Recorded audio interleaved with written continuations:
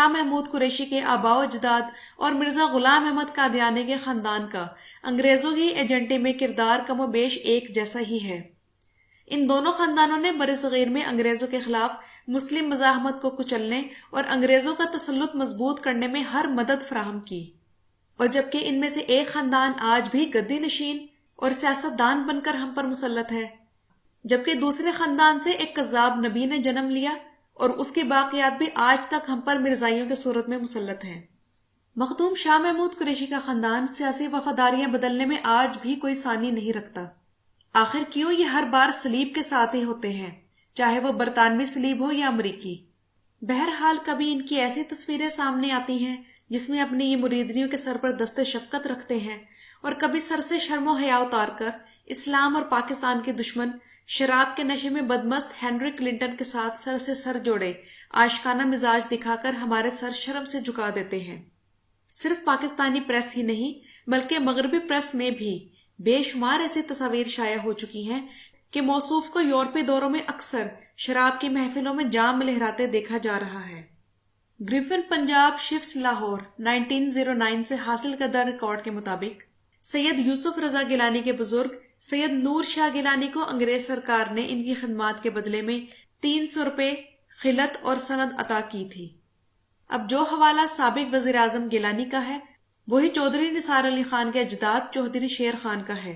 ان کی مخبری پر کئی مجاہدین کو گرفتار کر کے قتل کیا گیا اور انعام کے طور پر چودھری شیر خان کو ریونیو اکٹھا کرنے کا اختیار دے دیا گیا، اور جب سب لوگوں سے اسلحہ واپس لیا گیا تو انہیں 15 بندوقیں رکھنے کی اجازت اور 500 روپے خلعت دی گئی۔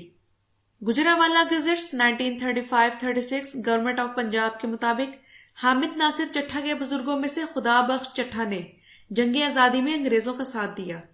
وہ اس وقت جنرل نکلسن کی فوج میں تھے، اور قصور کے خیر الدین خان جو کہ خورشید قصوری کے خاندان سے تھے، انہوں نے انگریزوں کے لیے 100 آدمیوں کا دستہ تیار کیا اور خود بھتیجوں کے ساتھ جنگ میں شامل ہوا۔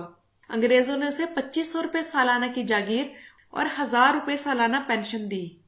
رائے احمد خان کھرل اور ان کے مجاہدین کو شہید کروانے میں مخدوم شاہ محمود کا کافی ہاتھ ہے، مگر جو مجاہدین بچ کر نکلنے میں کامیاب ہو گئے ان کو سید سلطان قتال بخاری کے سجادہ نشین دیوان آف جلال پور پیر والا نے اپنے مریدوں کی مدد سے شہید کر دیا۔ جلال پور پیرو والا کے ایک ایم این اے دیوان عاشق علی بخاری انہی کی آل میں سے ہیں۔ ان مجاہدین کی ایک ٹولی شمال میں حویلی کورنگا کی طرف نکل گئی، جسے پیر مہر چاہ آف حویلی کورنگا نے اپنی مریدوں اور لنگڑی عالم حراج سرگانہ اور تڑگڑ سرداروں کے ہمراہ گھیر لیا اور چن چن کر شہید کر دیا۔ یہی پیر مہر شاہ آف حویلی کورنگا سید فخر امام کے پردادے کا سگا بھائی تھا۔ اسے اس قتل عام میں فی مجاہد شہید کرنے پر 20 روپے نقد انعام اور ایک مربع اراضی عطا کی گئی۔ ہندوستان میں مسلمانوں کی جنگ آزادی کے دوران ملتان میں آباد پٹھان قبیلے کے گردیزی خاندان نے انگریز سرکار کا بھرپور ساتھ دیا، لہٰذا انگریز سرکار نے ان کی مدد کے صلے میں انہیں جاگیریں عطا کی۔ خان گڑھ میں آباد پٹھان قبیلے کے نواب زادگان کے جد امجد اللہ داد خان نے انگریزوں کے خلاف تحریک چلانے والوں کو کچلنے میں انگریزوں کا بھرپور ساتھ دیا، لہٰذا انگریز سرکار نے اس خدمت کے بدلے میں اسے 2 بار خصوصی خلعت دی اور انعام میں جاگیریں عطا کی۔ پاکستان کے نامور مرحوم سیاستدان نواب زادہ نصر اللہ انہی کی اولاد میں سے تھے۔ قصور میں آباد پٹھان قبیلے ممدوٹ نے انگریز کا بھرپور ساتھ دیا، چنانچہ اس خاندان کو قیمتی جاگیر، عہدے اور منصب دیے گئے۔ عیسیٰ خیل میں آباد پٹھان قبیلے کے نیازیوں نے انگریز کا بھرپور ساتھ دیا، چنانچہ اس خاندان کو قیمتی جاگیر، عہدے اور منصب دیے گئے۔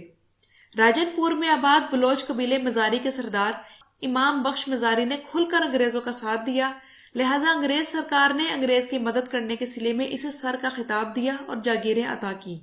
راجن پور میں آباد بلوچ قبیلے دریشک کے سربراہ بجاران خان دریشک نے انگریزوں کے خلاف تحریک چلانے والوں کے خلاف لڑنے کے لیے دریشکوں کا ایک خصوصی دستہ انگریزوں کے پاس بھیجا، لہٰذا انگریز سرکار نے اپنی مدد کے صلے میں دریشکوں کو جاگیریں عطا کی۔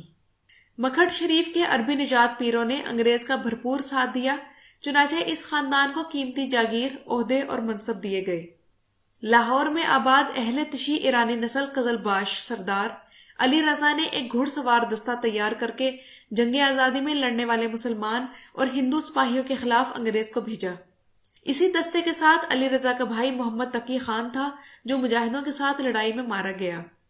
قزل باشوں کو جنگ کے بعد خطاب، سند، وظیفے اور 147 دیہاتوں کی تعلقہ داری سونپ دی گئی۔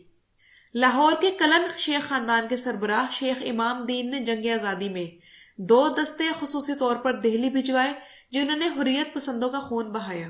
ان خدمات کے بدلے میں انگریزوں نے اس کو بہت بڑی جاگیر بخشی۔ سرگودا کے ٹوانوں کے گھڑ سواروں نے دہلی کو فتح کرنے میں بہادری کے خوب جوہر دکھائے، چنانچہ انگریزوں نے انہیں خطاب، پینشن اور لمبی چوڑی جاگیریں دیں۔ کالا باغ کے نوابوں نے انگریز کا بھرپور ساتھ دیا، چنانچہ اس خاندان کو قیمتی جاگیر، عہدے اور منصب دیے گئے۔ جنگ کے سیال سردار بھی کسی سے پیچھے نہ رہے، انہوں نے بھی انگریز فوج کی مدد کے لیے ایک فوج بھیجی جس پر انہیں جاگیریں اور خلعتیں ملی۔ اسی قسم کی غدارانہ خدمات کے لیے انگریزوں نے نونوں، پنڈ دادن خان کے کھوکھروں، جودھروں، گھیبوں، خانوں، مکھڈ شریف کے پیروں، آوانوں، کالا باغ کے نوابوں، عیسیٰ خیل کے نیازیوں اور کئی دوسرے سرکردہ خاندانوں کو عزت، خطاب، وظیفے اور وسیع جاگیریں عطا کی۔ اور ناظرین کرام، بات یہی تک ختم نہیں ہوتی۔ برِ صغیر میں قدم جمانے کے لیے انگریزوں نے یہاں کے وڈیروں، جاگیرداروں، نوابوں، شہزادوں، سول، پولیس اور آرمی سروس کے ممبران پر مسلسل نوازشات کے ذریعے وفاداری یقینی بنائی۔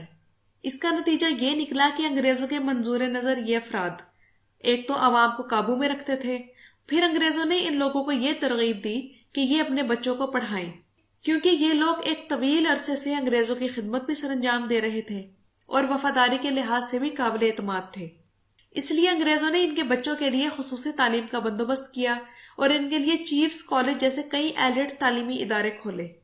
ملٹری اور کیڈٹ کالجز اسی دور میں متعارف کرائے گئے اور ان ایلیٹ تعلیمی اداروں میں سرداروں، جاگیرداروں اور نوابوں وغیرہ کے بچوں کو مفت تعلیم دی جاتی تھی، بلکہ انہیں چھوٹی ہی عمر میں ان اداروں کے نرسری برانچز میں داخل کیا جاتا جہاں انگریز آیائیں ان کی تربیت کرتی۔ بلوچ سرداروں میں مری، بگٹی، مزاری اور دیگر اہم قبائل کے بچوں کو بچپن میں ہی داخل کر دیا جاتا تھا۔ شیر محمد مری، محمد اکبر خان بگٹی، میر بلخ شیر مزاری اور میر شیر بار خان مزاری وغیرہ کو اسی پالیسی کے تحت تعلیم دی گئی، بلکہ انہیں اعلیٰ تعلیم کے لیے انگلینڈ بھی بھیجا گیا۔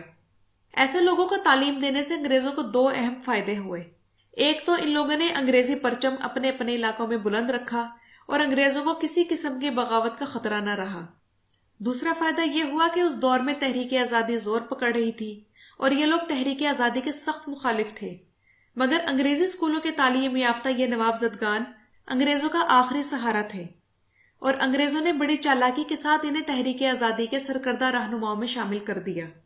ناظرین کرام، آپ لوگوں کو یاد ہوگا کہ پاکستان بننے کے بعد قائد اعظم نے یہ فرمایا تھا کہ میری جیب میں صرف کھوٹے سکے ہیں، تو قائد اعظم کے کھوٹے سکوں سے مراد یہی نواب جاگیردار خاندان تھے جنہیں انگریز نے بڑی چالاکی کے ساتھ مسلم لیگ میں شامل کروایا اور